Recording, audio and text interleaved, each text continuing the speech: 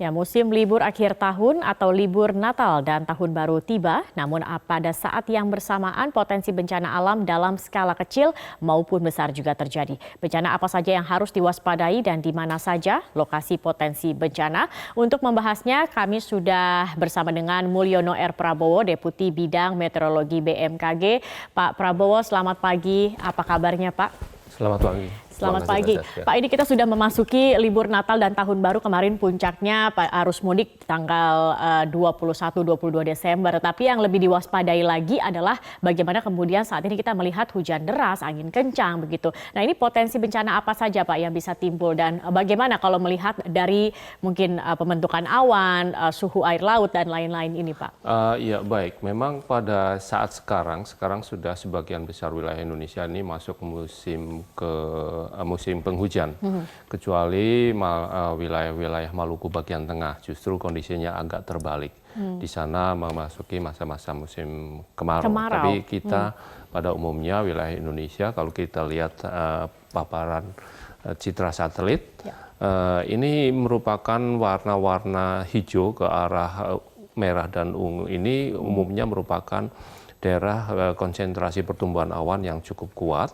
Kalau warnanya sudah mulai kuning dan merah, ini artinya memang betul-betul sudah terjadi turun hujan di wilayah tersebut. Oke. Ini berarti dominasinya Sumatera dan Jawa serta sebagian Kalimantan ya Pak ya? Iya betul.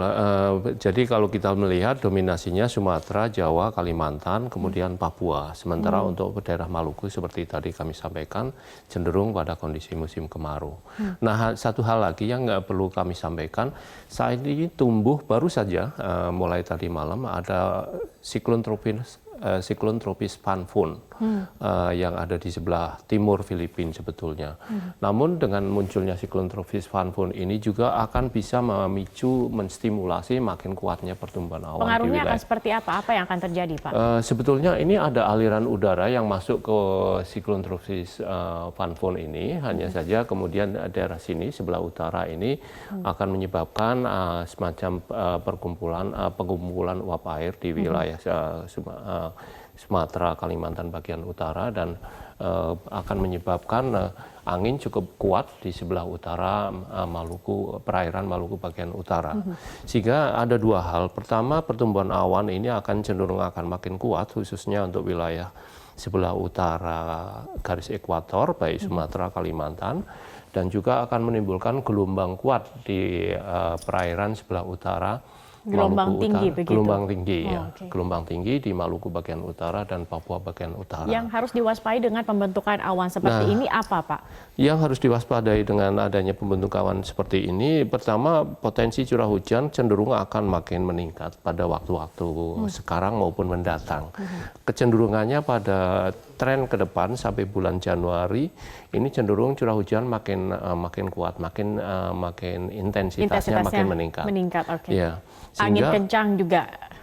Angin kencang agak mereda sebetulnya untuk sebelah selatan ekuator, tapi cenderung pertumbuhan awannya akan makin menguat dan juga intensitas curah hujan. Ini terlihat tidak Pak, titik-titik daerah mana saja ini? Nah, kalau kita lihat daerah seperti ini, misalkan Sumatera bagian selatan pada umumnya ini cukup kuat curah hujannya.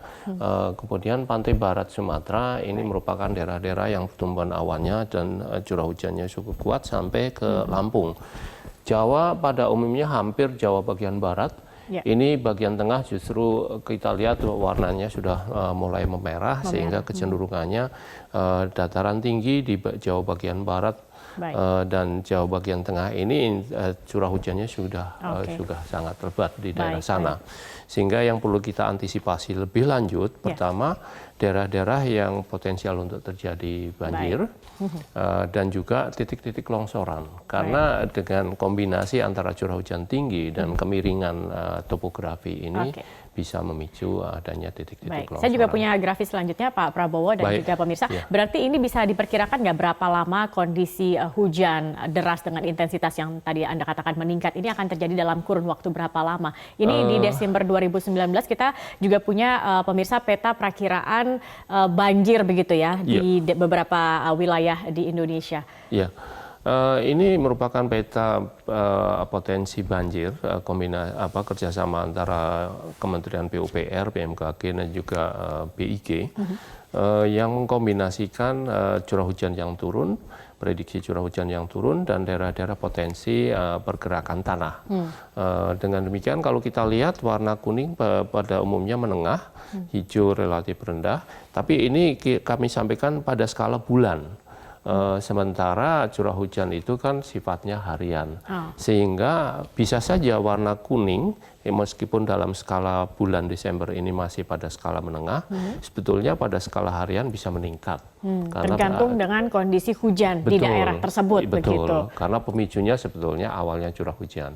Ketika curah hujannya lebat, meskipun pada skala menengah. Bulan Desember ini pada statusnya menengah, bisa daerah tersebut menjadi potensinya meningkat. Oke, ini kalau kita lihat juga di Sumatera terdapat juga dengan skala menengah di sebagian Jawa Barat juga Pak ya. Ini berarti yang harus diantisipasi beberapa wilayah di Jawa Barat. Ini tepatnya bisa dibaca tidak Pak, daerah mana saja? Ya, ini kalau kita lihat Sumatera bagian barat pada umumnya provinsi-provinsi Sumatera bagian barat ini potensial untuk terjadi daerah potensi banjir. Banjir, tanah longsor. Kemudian Riau bagian barat ini cenderung potensial banjir, daerah Bengkulu dan Lampung ini juga merupakan daerah.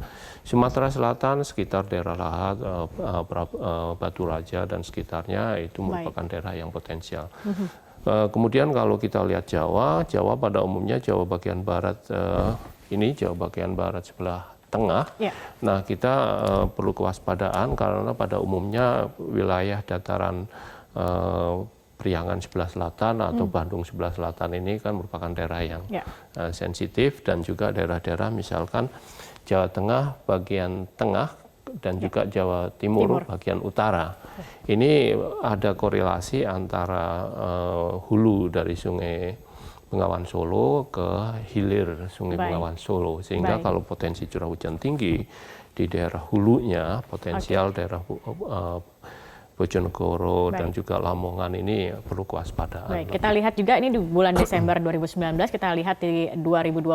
Pak Prabowo, kalau kita melihat ini kan banyak yang sedang berlibur, mungkin juga mudik ke kampung halaman untuk merayakan Natal dan Tahun Baru. Ada 3 jalur yang biasa diambil, darat, laut, dan juga udara begitu. Kemudian kalau darat tadi kan kita sudah melihat potensi banjir, tanah longsor begitu. Bagaimana dengan laut dan juga udara? Nah, kalau kita lihat laut, pertama tadi kami sampaikan ada Van Pun yang sedang tumbuh di sebelah timur Filipina, cenderung menimbulkan angin yang kuat di sebelah utara Maluku, sehingga daerah sebelah utara perairan sebelah utara Sulawesi Utara, Maluku bagian utara, Papua bagian utara, itu merupakan daerah yang potensial untuk berapa besar ketinggian gelombang diperkirakan? Untuk dekat-dekat Sulawesi bagian utara, Maluku Utara ini sekitar 2,5 meter. Tapi agak ke tengah bisa sampai 4-5 meter. Cukup tinggi berarti. Cukup tinggi, ya. Kemudian perairan sebelah selatan Selat Sunda dan juga ke arah timur Jawa bagian selatan ini cenderung juga gelombangnya cukup tinggi, sampai 2,5 sampai 3 meter. Karena banyak juga yang melakukan perjalanan mudik ataupun juga liburan yang ke arah timur begitu. Kan. Ini berarti harus diwaspadai titik-titik gelombang tinggi terjadi. Ini berapa lama akan berlangsung, Pak? Kita lihat paling tidak dalam seminggu ke depan masih gelombang tinggi untuk sebelah pantai selatan khususnya, sehingga perlu diwaspadai karena libur cenderung mungkin main ke pantai. Nah, ini mohon agak memperhatikan, cenderung pada siang gelombang akan lebih aktif. Jadi meskipun kita prediksikan 2,5 meter pada umumnya, tapi pada siang bisa mencapai 3 meter atau lebih. Nah, ini perlu diwaspadai khususnya yang ketika berlibur akan main ke pantai dan sebagainya.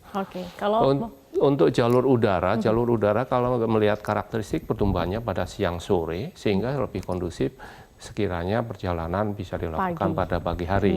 Tentunya ini sangat tergantung dengan jadwal pesawat tentunya. Penerbangannya kalau memang kondisinya tidak sangat terpaksa, pada waktu pagi hari cenderung lebih kondusif. Terakhir mungkin ada imbauan Pak yang ingin diberikan juga untuk masyarakat yang sedang melakukan perjalanan? Iya, baik. Untuk masyarakat yang sedang melakukan perjalanan. Atau perwisata begitu ya? Iya, pertama tadi jalur-jalur yang kira-kira ada potensi untuk cuaca intensitas tinggi dan juga daerah-daerah dengan topografi kemiringan yang cukup signifikan di atas 30 derajat kemiringan, ini cenderung potensi banjir pertama. Kemudian yang kedua juga makin meningkat kemiringannya cenderung merupakan daerah-daerah potensi titik-titik longsoran. Kemudian untuk wisata tadi kami sampaikan daerah perairan sebelah selatan, Selat Sunda dan Jawa sampai kurang lebih Jawa Timur ini dalam waktu-waktu mendatang gelombangnya cukup tinggi sehingga perlu hati-hati pada saat siang sore hari khususnya. Oke, siang dan sore hari ini juga harus Ya, diwaspadai di samping jika juga potensi hujan juga pada umumnya. Dan ini masih hujan masih akan terjadi hingga Januari dan Februari mendatang. Bisa, ini apa ya? Ya, karena prediksi kita puncaknya justru pada bulan Januari. Januari justru puncak dari musim hujan di Indonesia. Baik, ya. Pak Prabowo, terima kasih sudah bergabung bersama kami. Semoga informasi ini bermanfaat bagi pemirsa yang akan melakukan perjalanan mudik dan juga akan berlibur begitu saat Natal dan Tahun Baru. Dan pemirsa, kami akan kembali dengan informasi perakiraan cuaca yang akan kami hadirkan sesaat lagi. Tetap bersama kami.